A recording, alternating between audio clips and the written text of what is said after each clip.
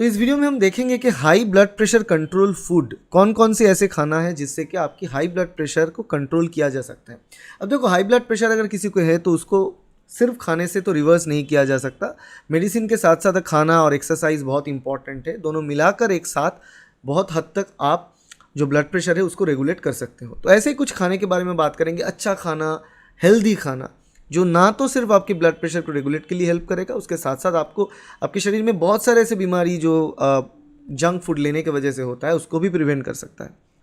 तो ऐसा ही कुछ हम देखेंगे। तो पहली बात हम देख लेते हैं यहाँ पर जो होता है। यहाँ पर आप देख सकते हो कि एग्जाम्पल के तौर पे साइट्रस फ्रूट।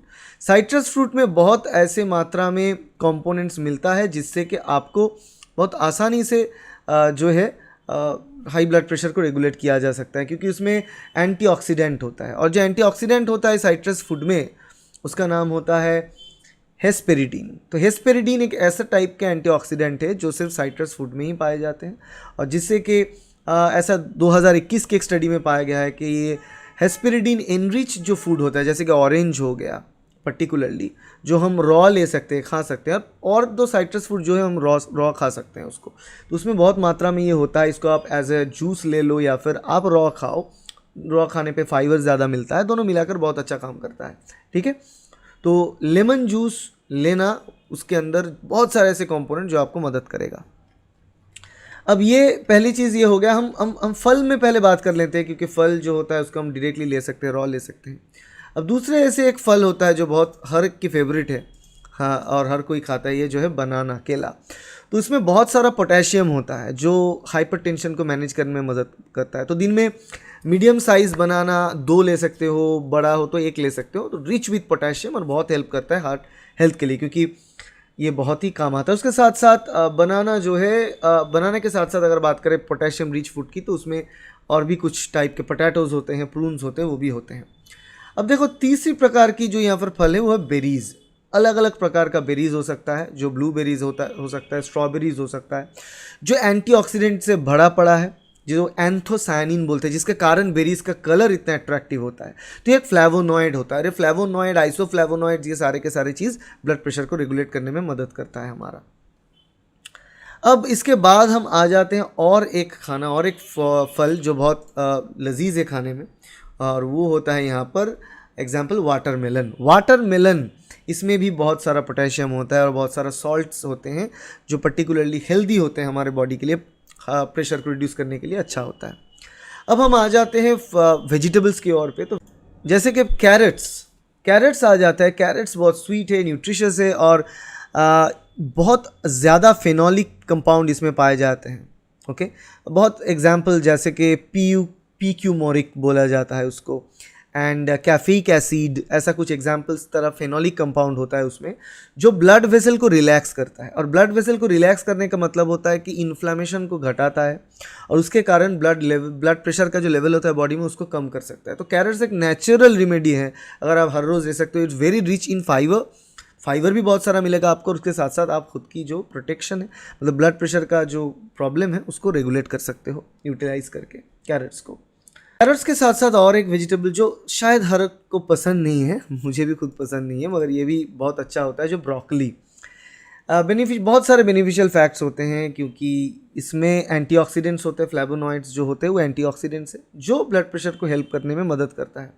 और ग्रीन वेजिटेबल्स तो हर एक जगह पे होना चाहिए। लीफी ग्रीन वेजिटेबल्स, जो पत्ते जैसा जो होता है, साग पत्ते यहाँ पर होता है, बहुत इंपॉर्टेंट होता है, क्योंकि इसमें पाया गया है कि इसमें कैबेज होता है, इसमें स्पिनच हो गया, पालंग हो गया। सो अलग अलग नाम होता है, रीजनल भी अलग अलग नाम है यहाँ पर। तो कोई भी ग्रीन कलर का लीफी वेजिटेबल्स हो, आप उसको लो, आप उसको खाओ। आप उसको उबाल के खाओ, कच्चा खाओ, या फिर कुक करके खाओ, जैसे भी खाओ, बहुत वो हेल्थ के लिए अच्छा, क्योंकि वो रिच इन फाइबर है। उसके साथ साथ बहुत सारा पोटेशियम होता है, और उसके साथ साथ कैल्शियम, अलग अलग प्रकार के मिनरल्स होते हैं, जो आपकी बॉडी की ओवरऑल हेल्थ के लिए भी बहुत अच्छा है, और ब्लड प्रेशर रिड्यूस करने में तो अच्छा है ही। अब उसके बाद कुछ और चीज़ के बारे में बात करते हैं, तो वो होता है लेंटिल्स मतलब दाल, किसी भी प्रकार की दाल यहाँ पर। ठीक है, और ये दाल जो होता है इसमें ना, ये बहुत ज़्यादा जो पल्स पर्टिकुलरली कई भी प्रकार के दाल आप ले लो। यहाँ पर जो मूंग होता है, मसूर होता है, अरहर होता है, अलग अलग प्रकार के दाल होता है। यहाँ पर अलग अलग कलर के लेंटिल्स, ये अलग अलग कलर की जो लेंटिल्स है, बीन्स, पीस, चिक पीस, सारे के सारे कोलेस्ट्रॉल को रिड्यूस करने के लिए और ब्लड प्रेशर को रिड्यूस करने के लिए बहुत अच्छी तरीके से काम करता है। ठीक है। और इसके अलावा अगर बात कर लेते हैं और एक कंपोनेंट की, तो होता है दही, योगर्ट। और दही का क्या कहना, क्योंकि दही एक ऐसा कंपोनेंट है, एक ऐसा खाना है जो खाने में भी अच्छा होता है और उसके साथ साथ ये प्रोबायोटिक है। प्रोबायोटिक के मतलब है आपकी गट हेल्थ के लिए बहुत अच्छा है और उसके साथ साथ ब्लड प्रेशर को रिड्यूस करने के लिए काम करता है, या आपकी हाइपरटेंशन को रिड्यूस डेफिनेटली करेगा, और इसको वेट लॉस करने के लिए भी ये काम करता है, बॉडी में कोलेस्ट्रॉल को रिड्यूस करने के लिए भी ये काम करता है। ठीक है, तो ये बहुत इंपॉर्टेंट होता है। और इसके अलावा आप जाते हैं तो ड्राई फ्रूट्स की ओर। ड्राई फ्रूट्स का भी बहुत सारा गुण होता है, क्योंकि ड्राई फ्रूट्स कई भी तरीके का ड्राई फ्रूट्स आप चूज़ कर लो, वालनट्स, हेज़लनट्स, पिस्ताचूज, काजू, ऑल ऑफ देम, ये हाइपरटेंशन के लिए बहुत अच्छा होता है। आप स्नैक्स के तरह इसको काम कर सकते हो, क्योंकि स्नैक्स के टाइम पे लोग चॉकलेट्स खाते हैं। हालांकि डार्क चॉकलेट ही blood pressure, high blood pressure को रिड्यूस करने में थोड़ा बहुत मदद करता है, मगर उसमें कैलोरी बहुत ज़्यादा होता है, तो वहाँ पर आप कैलोरी कट करके सिमिलर इफेक्ट चाहिए आपको, तो आप ड्राई फ्रूट डेफिनेटली ट्राई करें एज अ स्नैक ऑप्शन। अब इससे अलावा और क्या आता है, फर्मेंटेड फूड। किसी भी तरीके का फर्मेंटेड फूड हो गया, वो अच्छा तरीके का फूड हो गया, वो डेयरी फर्मेंटेड फूड होगा, या फिर वो कीमची हो गया, कंबूचा हो गया, ये सारे प्रकार के जो फर्मेंटेड फूड होता है उसमें भी प्रोबायोटिक फूड्स हैं, तो वो भी हेल्प करता है ब्लड प्रेशर को रिड्यूस करने में।